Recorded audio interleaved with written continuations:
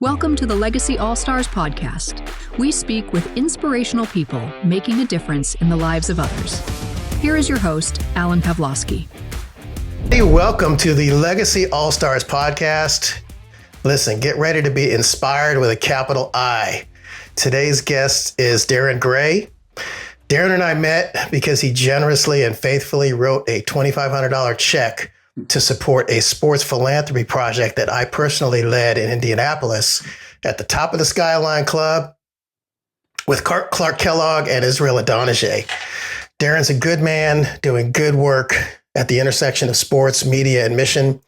You can definitely follow Darrin at Darrin Gray 2020 to support his work at CRU Ministry, or by sponsoring his projects like the NFL-sanctioned Super Bowl Breakfast.com, allstarbreakfast.com, ProPlayerPrayerProject.com, and many more. He's a great guy. I am so pleased to present one of the finest people on the planet, my good friend and colleague, Darrin Gray. Darrin, great to see you, my friend. Well, good to see you, Alan, face to face. Yeah, it's been almost a year since we saw each other at Super Bowl last year. That's right. The Vegas experience. Indeed. Well, it's definitely the weeks that lead up to each Super Bowl are always extra special because it puts me in contact with so many dynamic leaders like yourself as they're preparing for their own Super Bowl week experiences. And there's so much missional work that goes on in and around the Super Bowl, as evidenced by the event that we host, Super Bowl Breakfast, and the Bart Starr Award around community service, volunteerism, impact in the community, along with the Walter Payton Man of the Year Awards, and so many other noble projects that happen at the Super Bowl each year, where leaders like Tony Dungy and Aeneas Williams and so many others, right, are able to lean in to help to make a charitable difference, even as they go about extending their influence in the worlds of media, mission, sports, etc. So it's a joy to do the work that I do. Yeah, it's great work too. I want to start by asking about a very special book. Tell me about what inspired you to co-author The Jersey Effect, and what core message do you hope readers take away from it? Wow. You're taking me back. You know, what happened was I had been helping at the time the head coach of the Indianapolis Colts, Tony Dungy, who went on to be the first African-American to win that amazing game in a Super Bowl. And you know, I had just gotten inspired by what I saw happening that season. I was sort of an insider. I lived in Indianapolis, or I still do. Tony Dungy at the time lived in Indianapolis. Side note, his son now lives in Indianapolis. So it's kind of fun, full circle, being connected with Tony. I talked with him earlier today. And, you know, the neat thing about a longitudinal relationship with the guy as well known as Tony is he's the same on and off the field. He's the same if you're with him on a main stage or if you're with him in a private room or at his home.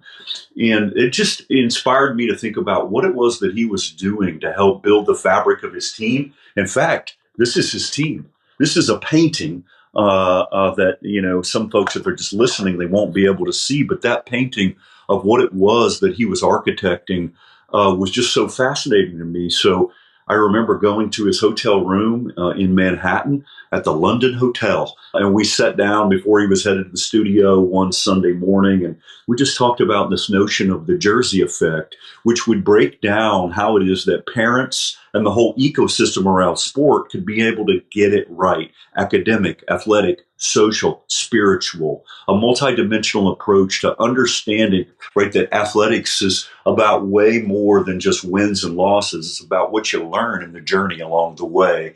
So I used stories from Tony's championship season. With his permission, he wrote my foreword, which was wonderful. And we began to break down what it was that they were going through in the locker room, the huddles, how was it? What was it like? And ultimately that led to this super interesting season with Tony's fifth best team.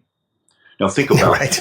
This wasn't Tony's greatest team. He had several others that he talks about publicly being the greater teams. And sometimes the greatest team doesn't always win, but the team with the greatest heart often does. And so that's what I wrote about. We had a great time doing that. And Hunter Smith, my co-author, along with many other people from that team, Tariq Glenn and Coach Jim Caldwell, who ended up taking the Colts back to the Super Bowl in '09 in a really amazing leadership transition as an associate head coach. You begin to see that title around the league now, Alan, this notion of the associate head coach, but a lot of that was pioneered here in Indianapolis. I'm just proud to play a small part of it, but help to document, journal, and help to tell those stories so that it can enliven the imagination of coaches, parents, and other athletes around the country to think about what they can do to be the best version of themselves on the field of play and off the field of play.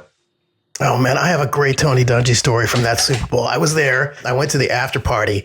And for people that don't know Tony, he lives, like Darrin said, he lives off the field the same way he does on the field. Yep. And he presents himself publicly the same way he is privately. And the story I got to tell you is that I was with some of the players going into the after party. I came in. Tony was coming in at the same time to the after party with us, but he forgot his pass in his room. And the guard at the front of the after party, at the gate, at the door of the after party said, "I'm sorry, you got to have a pass. You can't come in." And myself and a couple of the players that I was walking in with said, "Wait a minute, this is Tony Dungy. Are you going to not let him into his own party?" And I kid you not, Darrin, Tony said, and this is pure Tony. Yeah. He said, "Look, he's just doing his job. I'll go walk up to my room and get my pass." And I almost shed a tear at that moment, just knowing that I have had the chance to be around and be associated with Tony and Lauren for some years. And man, it was a proud moment. It was so amazing. Great story. I've had that happen going into media interviews with him before too, where they won't, we'll be at the desk trying to get into CBS or something for him to do a media interview. Of course, he works for NBC, but they don't know him as well at other outlets. And he was like, "Hey, what's his name?" And his driver's license says Anthony. And so, it doesn't match tone. And it's just funny, as we think about the intersection of fame and values. The Davy Brown Index indicates that he's known by 78% of Americans on site. It's kind of like a Q score that advertisers use to help match their brands with who it is that would be a great public endorser and the like. And when you think about, being known by that many people on site, not being able to really have anonymity in the way that you and I can in any given day, and yet to do it with such grace. Wow. That is such a gift to the world. And so we both have been fortunate to have some wonderful touch points with a man as special as Tony and countless others like Israel Adonijah and Clark Kellogg and so many others that we get to do in the work that we do in and around sports, philanthropy, mission, values. What a treat. Yeah, absolutely. Yeah.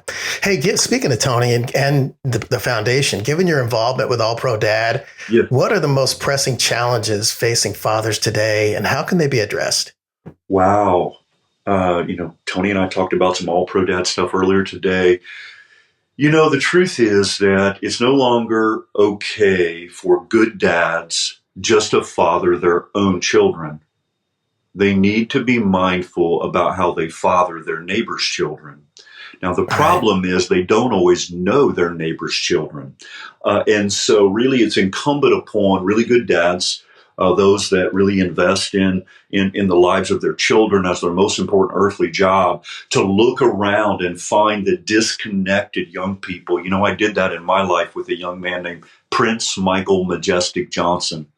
In fourth grade, he kept sleeping over all the time. He was with my son, Evan, and he was just around. And every time I would take him home, he'd go, "My mom's at, Old Country Buffet. My mom's at Starbucks. My mom's at Walmart." I would drop him off. And eventually I realized that, hey, you might have some tough circumstances, Prince. And know what? You're always welcome here. In fact, here's a key to the door, and here's a key to your future. Not that I have all the answers, but I'm willing to come alongside you and help to father you. And so I'm Pops to Prince, but that happened in fourth grade. He's now a college graduate. He's gainfully employed. He's living his best life. We love his girlfriend. Like, it's just, how is it that we pour into others? So that's really my message And then from the protege side, that's what I call a mentee, because I don't like the word mentee. I like to call them proteges. Where they come up under the mentorship, sustained mentorship. But really, I want to get a message to them that they need to claim adult role models in their life that they're proud of. What I mean by that is they can't just sit around anymore hoping that good dad is going to seek them out to say, hey, let me help father you if they're fatherless. They need to be mindful and then walk up to a man, tug on his cape a little bit, metaphorically speaking, and say, hey, I'd like to know you. And no good-minded, right-minded adult guy with children is going to say no to that. Like it lets them know that there's a need. Otherwise, they may not be mindful of it. So we need to exhort the proteges to step up and seek men that they are proud of, to draw them into their lives and say, hey, take a look, help me. I need help. Those are hard words sometimes, but they're important. And then that coupled with, hey, make sure to father your neighbor's children and be mindful. And the challenge that you can do, and you can go home right now, if you've got littles, tell your child to write on a piece of paper his 3 best friends, not to show it to you. And now you got to write on another piece of paper who you think those 3 best friends are. I've done this exercise thousands of times in very large mass mentoring sessions and in small groups. And rarely do those 3 match up. And so now they can begin to create sight lines so that you can really reach into your child's community and find ways to invite them in and make your home the it home. Make your home the home where other kids want to be on that Friday night, so they're not out getting involved in nonsense, but they're with you making sense of who they are, what they stand for, and having a whole lot of fun. And make sure that you have plenty of food in the fridge. There you go. Most definitely. I want to move on to your faith. How has your faith influenced your professional journey and leadership style? Man, my faith was forged as a child, but it wasn't really until 1998 at a Promise Keepers convention when I made a long walk from up there down there just to say, hey, God, I want you to take control. As for me and my household, we will serve the Lord. And so, it's not been the perfect walk. I'm an imperfect guy trying to live out my calling in and around the world with sports, media, and mission. But that has really helped to guide the kind of projects that I get involved in. And I've got lots of flexibility in my life to do that and to make sure that calling to guide people into sustained relationships with me and others that I trust that are chaplains. Now, if you think about what the word chaplain means, it means to wear the cloak into the private places to minister to the kings and the queens. That's where it all began. And then it went to military context. So the people that are in dire or in jeopardy of their life in the military. Now, if you think about who the kings and queens are that are battling and literally giving up their safety to play sports, in the case of NFL football in particular, that's where chaplains are now embedded on every single NFL team, finding ways to minister to really the princes and the leaders in our societies. But it's not just the players, it's the players, it's the wives, the girlfriends, the coaches, the whole ecosystem around sport. And that's really why I think chaplains are so valuable in our society today. And it really is just a form of ministry that's done oftentimes in hyper-private ways with hyper-public people. And that juxtaposition, that sort of juxtaposition is really what makes it particularly interesting and in a place that is of great value in our world. Amazing. Thank you for sharing that. Sure. What strategies do you recommend for individuals and organizations aiming to make a meaningful impact through philanthropy? And this is a big one for me, so I'm waiting for you to share your amazing answer on this. Strategic sports or strategic philanthropy. You have to know what your core values are. There are values exercises that, Alan is expert in guiding you through to help ultimately make sure you have internal alignment around those things that you're going to be unwavering in support of, so that you can filter out the things that aren't aligned. Not that there's not a lot of noble causes in the world, but you've got to know what you stand for. And really, when you think about about what a brand is who you are and what you stand for and what people say about you when you're not in the room. And so when you get those things clarified, especially from a philanthropic lens, now you can decide how it is to reinvest your corporate and community relations funds, even your PR funds, even marketing budgets and philanthropy dollars from your foundation to help align with those causes. And so I spend an awful lot of my time straddling the fence, between, hey, how do I set up I've got one here on my desk, right? The chunky All Pro Dad Pledge, which at one level sounds kind of silly, but at another level, you think about, the Jerome Bettis and Tony in that case, who we teamed up with. It was a perfect fit because, dads eat chili or eat soup. But how do we then use a values-driven approach for them to begin to shine a bright spotlight on all that the master brand, in the case of Chunky, which is Campbell's, cared about? What a noble corporation. And that's just one example of the thousands of things that I've seen go right in the marketplace when brands align with causes that matter. What do you think? Yeah. Oh man, I mean, you said the magic word, which is alignment. When your goals and your core beliefs are aligned with your philanthropic activities, that's where the magic happens. Yes. For sure. I want to dovetail that into a very important side note on that same subject. I mean, I want to know from you, because you're an expert on this. How can, and I have my share as well, but how can sports serve as a platform to positive social change, and what initiatives have you seen succeed in this area? So many. I'll just highlight right now one that's active for me: Super Baskets of Hope. At the Super Bowl every year, we bring together athletes in children's hospitals, and then we take in special guys. And yes, sometimes they have last names like Dungy to go minister to or connect with the families of young people that are in pediatric hospitals. Now, when you think about what do you take someone that's in a tough place, right? You're really taking them courage. You're really taking them a little bit of joy and the energy that it takes to get through really tough times. And so those are the kind of things that I then find it very easy to align my tribe of NFL players, coaches, and alumni with, because they matter in the world. And sports as the platform is what makes it possible to do that in and around the Super Bowl. So I could cite countless projects and promotions that I've seen work in and around the platform of sport, but it really just comes down to the visibility of these men and women that are playing the sport that can then extend that into the marketplace through their own channels. And I call that the democratization of media. In the old days, you had to have a media partner to help to cross-promote it. And I still do lots and lots of work in a very high-level media outlets to help extend stories, and still very valuable.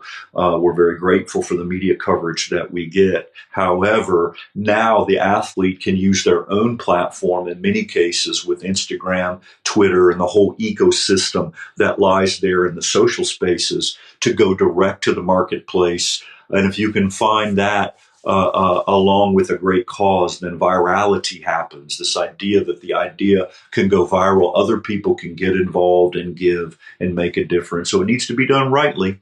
I've seen it done wrongly a few times, where people make bad decisions. They align with an athlete whose public persona may not fit rightly with what it is that cause is, and there could be some cognitive dissonance in the marketplace. So we do need to guard against that. But in my case, I work at the Good Guy Club. I work with the guys that are so noble and true, so that they can extend those messages. You understand? Yes, Darrin, I've done my share of damage control, so I appreciate that. Got to get it right. Yeah. Listen, reflecting on your extensive career, this is big because I've known you for a long time, and your values have always aligned with your activities. And that's one of the things that you talked about today. Yep. But reflecting on your career, what achievements are you most proud of, and what lessons have you learned along the way? You make me cry, Alan. I didn't know this one was coming. I just want to be known as somebody that cares, that was a good dad, right? That loved his wife for 30 years, that was faithful even when hard times came and hard times come, right? I just want to be that guy that looks back and goes, man, few ripples came from his career adjacent to folks that cared also enough to make a difference, and then the tapestry that I'll never fully know, like all the little ripples. But that's who I want to be. And Tony talks about an uncommon marriage, which is I have my teaching copy right here, and it's so marked up. But deep in uncommon marriage, like start there, and then he goes in, he teaches a master class on page 128 about how to choose the philanthropic projects that are aligned with your values. And isn't this, I just want to be known as that. And then to have set into place lots of ambassadors that were notable, that look back and say, man, Darrin, thanks for inviting me to be at that project. And that's how we met with Clark Kellogg and Israel Adonjay atop the Skyline Club in Indianapolis, my hometown, as you were doing your sports philanthropy projects that are so noble, right, and true, which is why I invested then, and I continue to invest now in leaders like you that make a difference. And as we continue to march, I just want to be defined by serving God and making a difference in my own family and the community as I went along. Yeah, I got chills. Thank you for sharing that. And thank you for sharing your honest emotion about how that makes you feel. That's powerful. Yeah, it affects me too. Before we leave, I want you to talk to me about the NFL-sanctioned Super Bowl Breakfast and the inspirational people involved with that. Come on, let's go. Sold out. All right. Super Bowl Breakfast. I just got word this morning. It's like these things take a life of their own. It's called the Bart Starr Award. Many people have heard of Bart Starr. He was the winner and the MVP of Super Bowl I and Super Bowl II.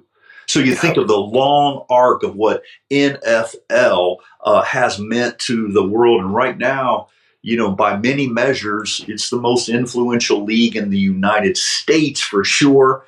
There's another sport called football that's certainly growing.